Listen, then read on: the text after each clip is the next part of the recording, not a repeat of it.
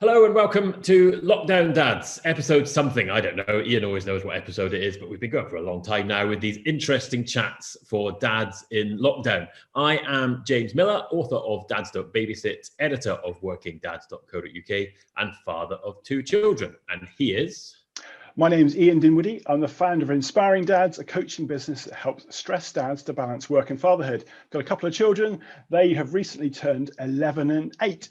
And this week, we're really pleased to be joined by a new guest, Nigel Clarke, who you may well have seen off the TV, especially if you've got young children, for he is a presenter of CBeebies, and he's worked for Nickelodeon and Disney Channel as well. So a huge range of experiences in broadcasting and presenting. And he's also the founder of Dadvengers. Nigel, welcome to the show.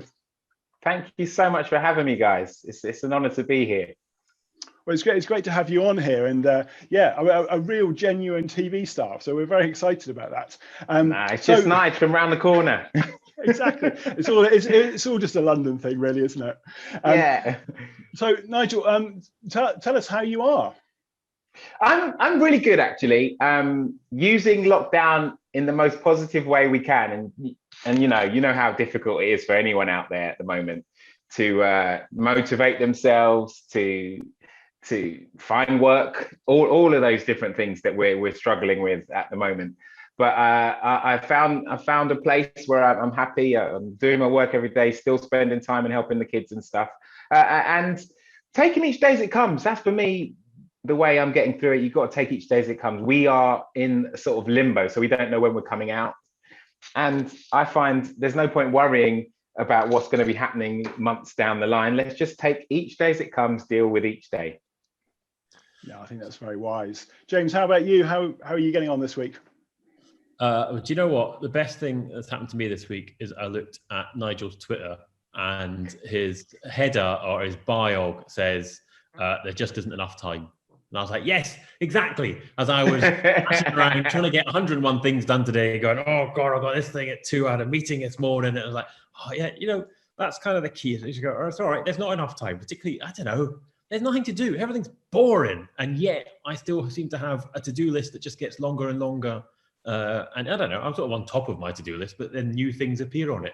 I don't know, it's a bit stressed, but that was very helpful to remind myself. I know it, but it's helpful for other people to remind you. I think always say, look, just take a step back. There's only so many hours in the day. You can't get everything done. And as I always say to other people and on this podcast over and over again, you know what's coming. Come on, everybody, say it together. That was a little bit CBeebies, wasn't it? Good enough is good enough, right? That is the mantra around here, and you sometimes have to remind yourself of that. The thing is, your to-do list always grows, doesn't it? It never ends. You get to the end of one to-do list, there's another to-do list coming or something that you need to add to it. It's never ending. So there never is enough time. That looks more like a shopping list. Well, no, it's a special pad. It's a special pad with tick boxes so that you can tick them off as they go. Because I'm one of those ones. I feel better if I tick something off. Yeah, absolutely. I'm all for to-do lists on bits of paper. It's all. Don't talk to me about Trello. I'm not interested in Trello. Bit of paper and a pen. That's all you need for a to-do list. Exactly. Love it. I'm going on Amazon after this to get one of them. That's definitely happening. Ian, how are you? I like that. So from pen and paper, which I do like a bit of pen and paper. I also like the tech side. So a couple of tech things have happened this week for us. So the kids finally, no time like the present, are on Teams properly in terms of a little bit of remote learning. Each one of them has a little half-hour, 45-minute lesson. Yeah, well done to my local school, who have eventually solved all the problems that were getting in the way.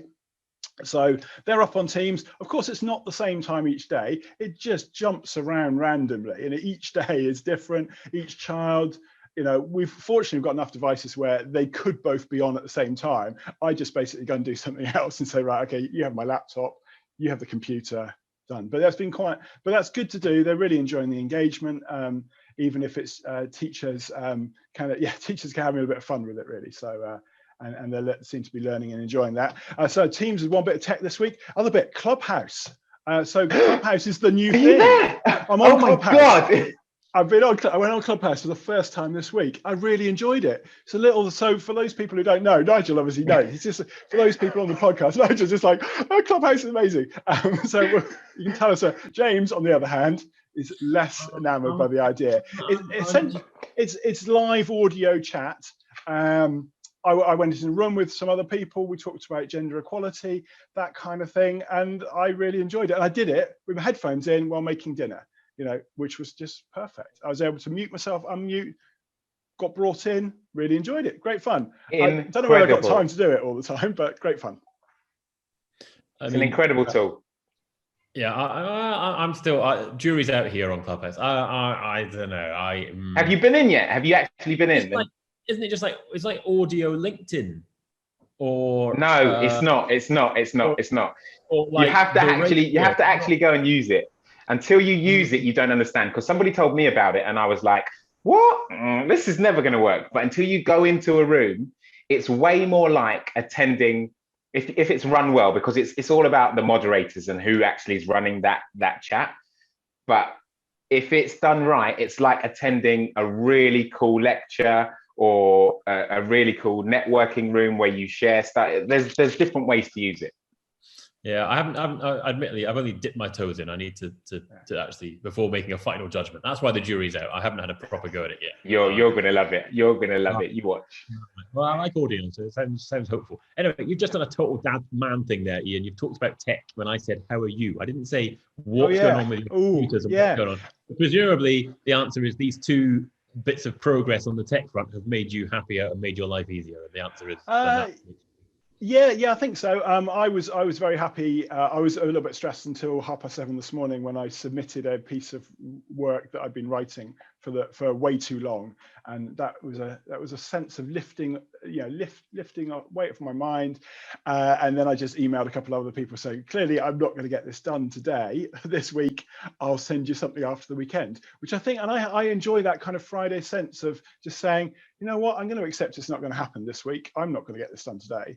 I've got cleaning the house to do. I've got podcasts to record. I've got another call to do. I'll send the email, and everyone. And the great thing I think about sort of this time in our lives is that people are quite good about that. They go, we understand. Don't beat yourself up about it. Let's talk about it next week. So I did. There just isn't enough time. That is this week's motto. We've asked how you are. I wonder how lockdown's been for you, Nigel. I mean, obviously lockdown's been going on forever now, all the way back to March. But particularly given, well, I don't know. I mean, Dadvengers is obviously mainly perhaps online, so maybe it's been good in that regard. But obviously, recording telly programs, particularly the sort of telly programs you do involving being close to other people, is presumably off the agenda. So, how's your sort of lockdown been in general? It was thrown into disarray when we first started, and literally. CBeebies closed down for a couple of weeks to try and get their heads around what we were going to do. But obviously, people are still watching TV, so you have to come up with some sort of solution. So in the first lockdown, we as the presenters were recording stuff in our homes.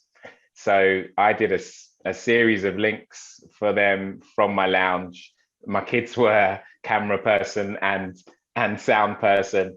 They got fully involved, and we got it done. But as well as that, the main show that I worked for, the Baby Club, we were meant to film series 3, and we had to do that from home. I had to do that from home on my own as well. So we managed to sort of change the format of the program a little bit and get what we call UGC, which is videos from people at home demonstrating some of the things that I was talking about. So we managed to get that one done, and we did another one for the Toddler Club at home as well, which is literally on the air at the moment. So filming wise, it's the arts industry is one of those that's very adaptable, and they'll try and figure out ways. So they've done that.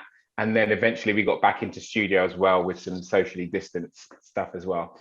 But yeah, you mentioned the Dadvengers thing. We hadn't really started because we've got this thing called Dadchats that we do on a Friday night. That hadn't started. I was meant to be just going straight into recording a podcast. And the lockdown threw that sort of out of the window. It was like, whoa, what are we going to do now? And then Dadchats was a place for me to just research what parents might want to see or hear about in that podcast. And here I am 9, 10 months later, and every week we're on there for a minimum of a couple of hours, and people are loving it.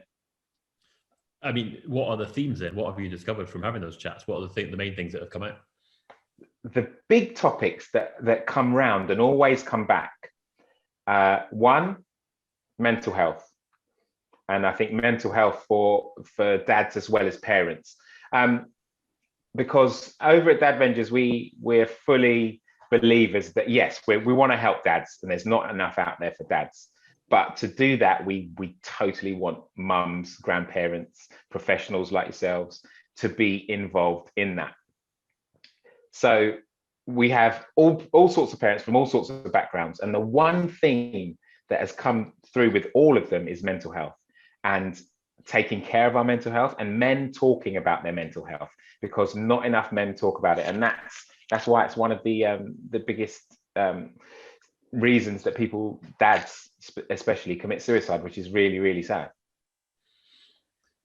Yeah, it's so I mean, it's really interesting in terms of the concept. You said you were sort of ready to go, and Dad Chat was about researching for the podcast. At what stage did you have the initial idea? I mean, presumably that predates coronavirus, I guess.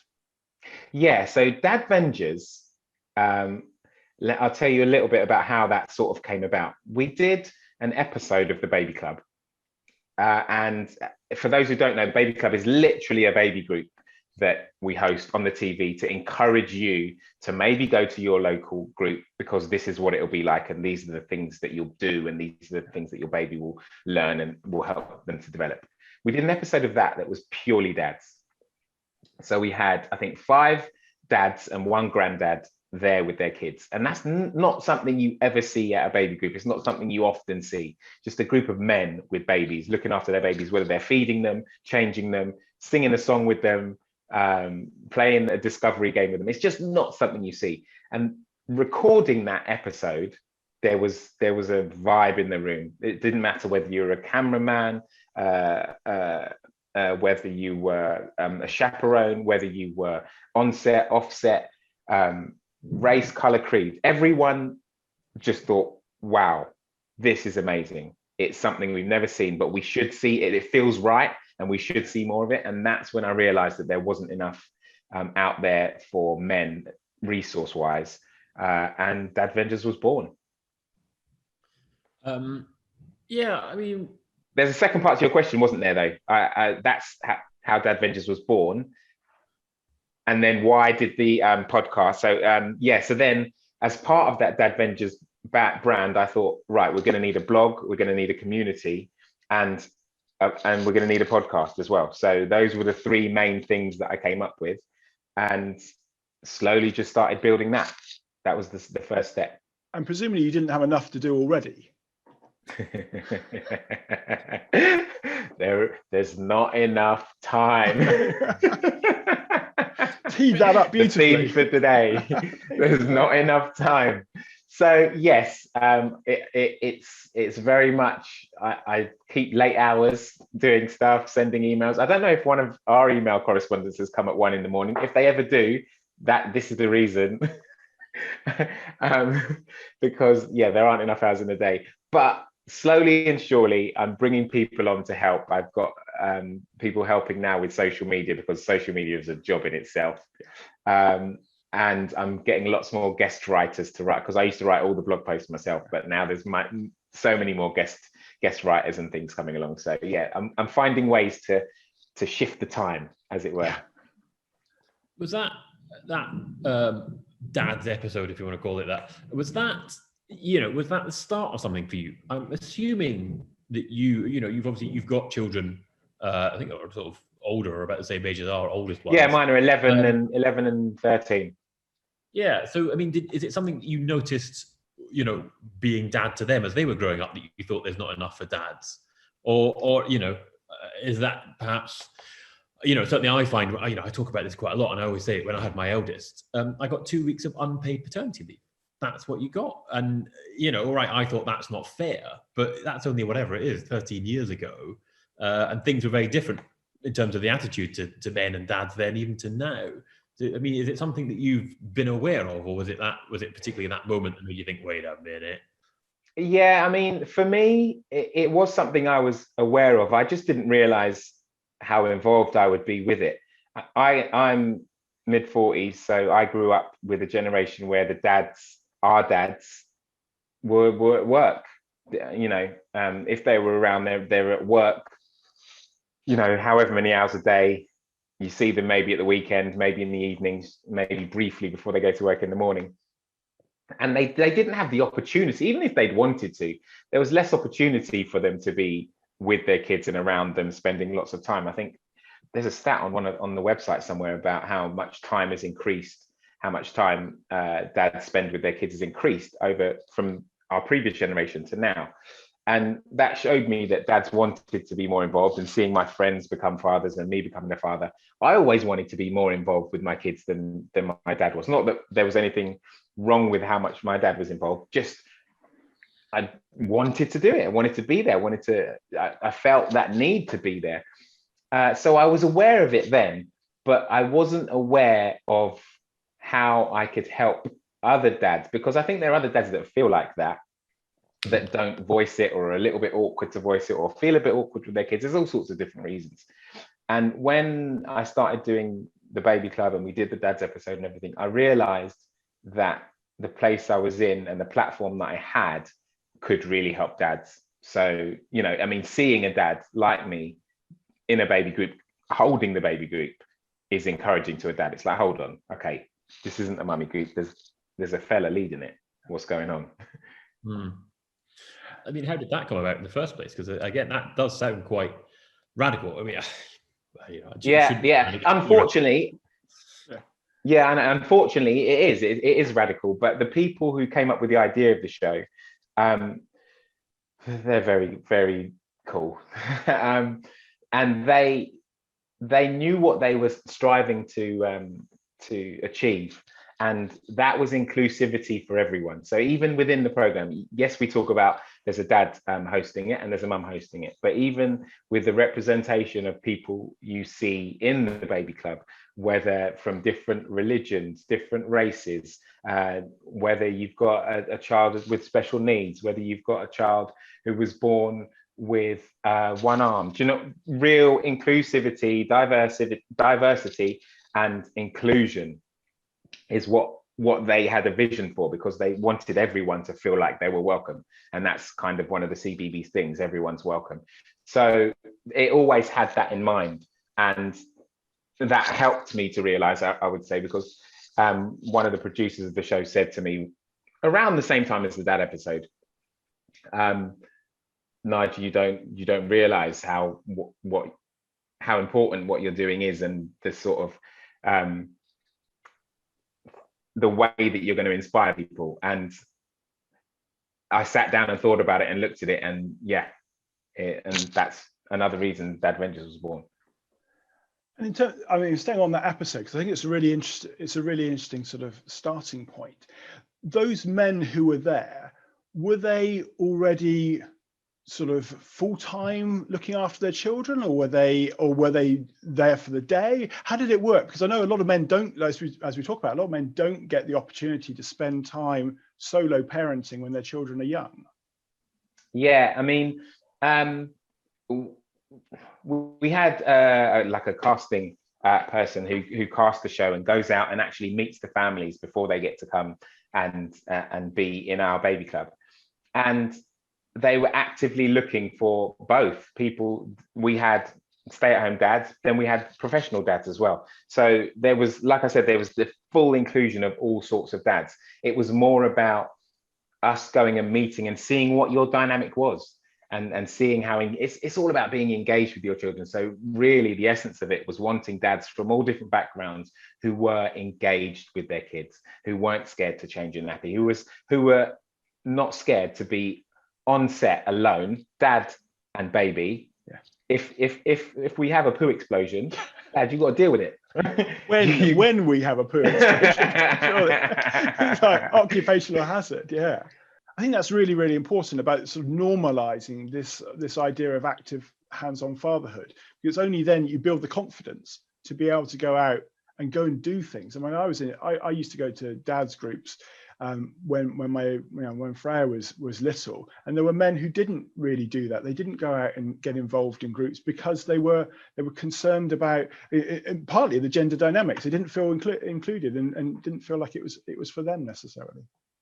Yeah, definitely. I mean, we hear it all the time on Dadchats. That's another thing that comes up, how people experience, whether it is in a baby group, being the only dad and feeling like not that nobody looked out at them, that they were in a place that wasn't as welcoming to them.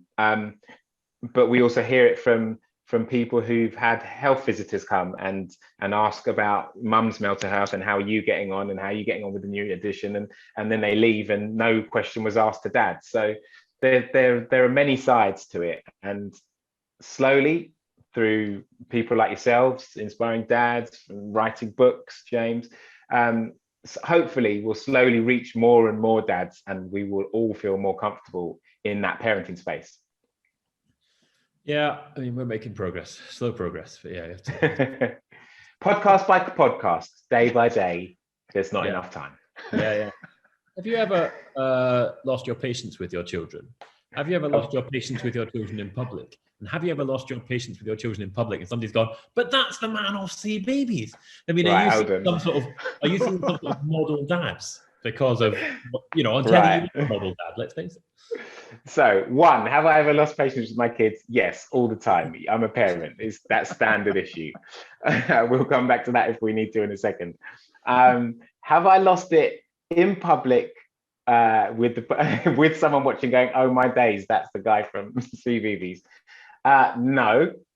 I think mine are conscious enough to know if I give them the thing is, they don't want to be embarrassed in public either. I'm the dad that will start singing at the top of his voice in Tesco's or something to embarrass them. It's the other way round, because I'm like happy to be an exhibitionist or whatever.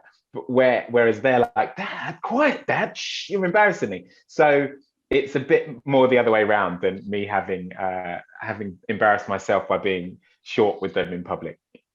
Do you feel any sort of pressure to be like a model dad? Because, obviously telly is not real. So, you don't lose your temper with the kids in baby club because it's on the telly. I mean, you shouldn't if you're running a baby club anyway, obviously. But, is there pressure there, to live up to a certain standard? I don't know.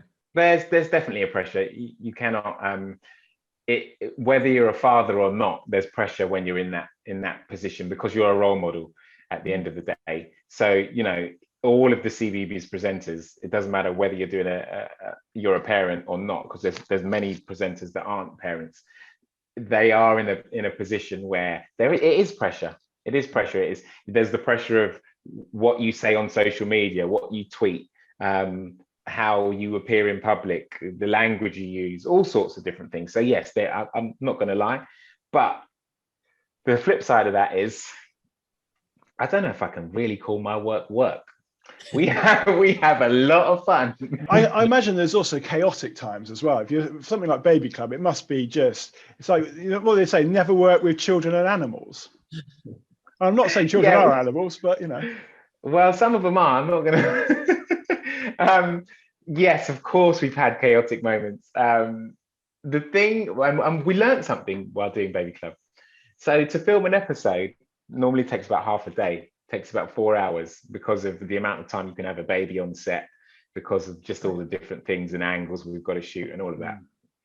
So at times, you'll know this, if a baby starts crying, it's kind of like a fever that you can catch. Another baby will start crying, and then another baby in the room will start crying, and you can see it like start to cyclone up.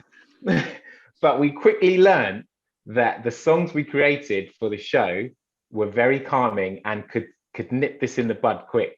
So if ever we felt it going that way, on would go one of the songs, and suddenly the calm would come back and we'd be able to restore it. But that was from living it and doing it. Don't get me wrong, we had moments when it was like, okay, let's all take 5, let's go and settle the babies somewhere else.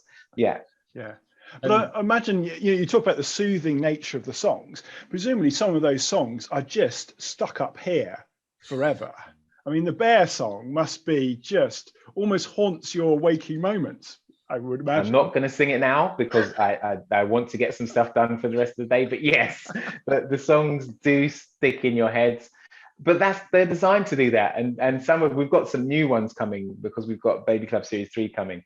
Yeah, they are beautiful though. And you know, there's an album of them. So people listen to them in their car and they save parents' lives on a daily basis. Well, the problem we used to have in the car was that you'd forget the CD was in. And so you'd be like, well, as an adult, you want to listen to something else potentially because you've been listening and you find yourself in the car on your own in those random times when you're on your own and you're just singing along. And it happened to me more than once. It's like, wheels on the bus go round, whatever it might be. Bingo was his name. The dog, Bingo, and Bingo was his name. James is just like, no. Bingo's great. My wife used to laugh. It was the only one I really. My wife used to laugh. It was the only one I really knew the words to. It was my favourite. I don't know if you singing Bingo is quality content. That's sorry, Ian, but I want. Maybe it is. Maybe that is what the listeners want. Maybe that is what they've been waiting for. I don't know. I'm not saying it yet. I'm yes or no. James, I think after people see this episode, you're going to get a lot of requests for you to sing Bingo because you weren't involved in it.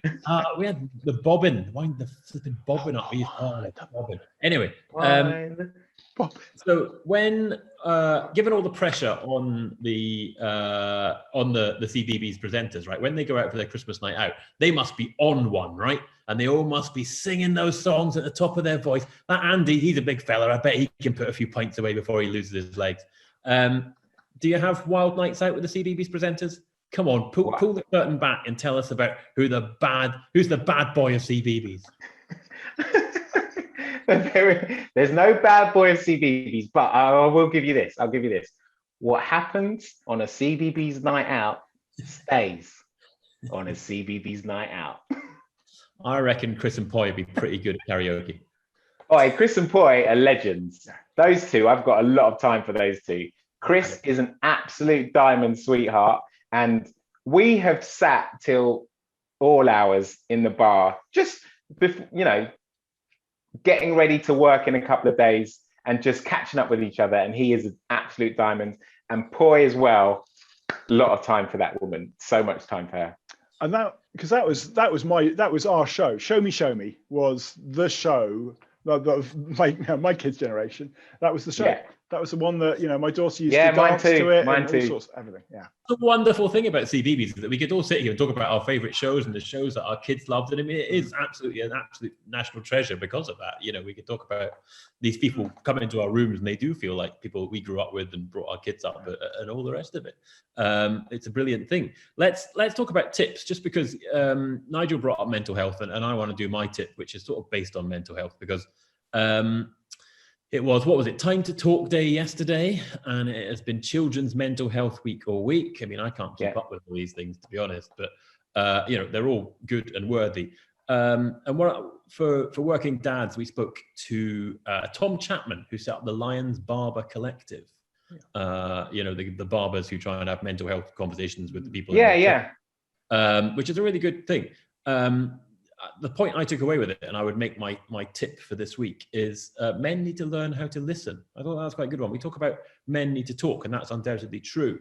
But his point was also you need to be, when your friend says, look, this lockdown is a pain in the ass and my mental health is suffering, say, I can't really do anything about that, but I'm here to listen to you anyway. It's about, being around to listen is just as important, because we can't do anything about lockdown. And, as we've discussed, you've got to take it each day as it comes. So that's my tip for this week, is that we need to learn to listen. Where should we go? Should we have Ian's tip next? Have you got a tip, Ian? We can do, yeah. We can tie it into mental health as well. And it's a tip. I keep mentioning things that John Adams, previous guest, has said. It's just a coincidence, to be honest. It's not a man crush at all. But wearing aftershave. Aftershave usually associated with getting dressed and going to work, but actually a little squirt, in my case, that's the 1 million. Paco Rabanne 1 million is my centre choice at the moment. A little spray of that in the morning. Nice smell. Just I really like wearing aftershave. I don't wear it that often, but now I've gone back into doing it, and I feel good. I felt great about it, and I felt it just feels nice when you smell nice. Except my son went and turned around and said, "Daddy, what's that smell?" It's like, it's aftershave. So, but why? I was like, I just want it to smell nice, really. So that's my little tip is, treat yourself a little squirt. Nice. So for me, my tip would be present when your kids are there and you're spending time with them. Put that phone away, drop it down.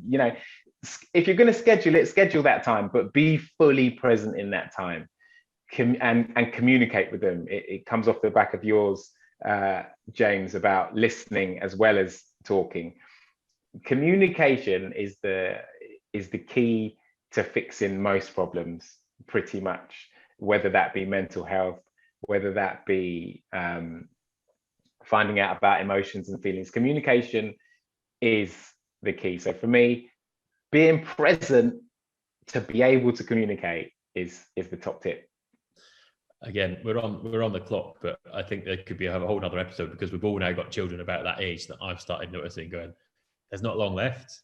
My daughter's on our daily walk started going about, the other day she was on about where she's going to go to university and stuff, and I was like, oh my God, we're at 13, we're 2/3 of the way through now, and then it's over, in the sense that they're gone and they're not kids anymore. And I think that very speaks to that being present, because I'm suddenly, I don't know.